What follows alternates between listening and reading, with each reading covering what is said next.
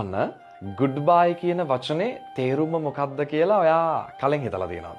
අපි සාමාන්‍යයෙන් දෙන්නෙක් අතර කතාවක් ෆෝන් කෝල් එකක් එහෙම නැත්නම් කාගෙන් හරි සමු අරගෙන යනකොට කියන හරිම සරල දෙයක් තමයි මේ good bye කියන්නේ. මේ වචන තියෙන ලස්සනම කොටස තමයි ඒක ඇතුලේ පුංචි යාඥාවක්. ඒ කියන්නේ ප්‍රායයක් හැංගිලා තියෙනවා. good bye කියන්නේ God be with you. ඒ කියන්නේ old English වලින් දෙවියන් ඔබ සමග වේවා කියන ප්‍රායක යාඥාව. අද අපි හරිම කැෂුවල් විදිහට ඒක පාවිච්චි කළාට ඒ වචනේ ඇත්තටම යාඥාවක් ප්‍රායකක්. ඒක තවත් කෙනෙක් වෙනුවෙන් කරන ආශිර්වාදයක්. එහෙම නැත්නම් බලාපොරොත්තුවක්. එහෙම නේද? ඔව්. අපි ආපහු හම්බෙනකන් දෙවියන් ඔයාව ආරක්ෂා කරත්වා. අන්න ඒක තමයි එකෙන් කියන්නේ.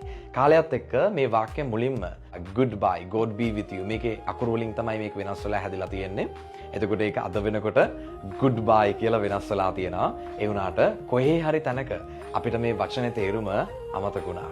ඉතින් ඊළඟ පාර ඔයා කාට හරි goodbye කියද්දි හරි කවුරු හරි ඔයාට goodbye කියනවා ඇහෙද්දි හරි මතක තියාගන්න ඒක ආදරය සහ පරිස්සම් කිරීම ඒ හැඟීම එකතුන හරිම නිශ්ශබ්ද ප්‍රාර්ථනාවක් කියලා. තේරුණාද?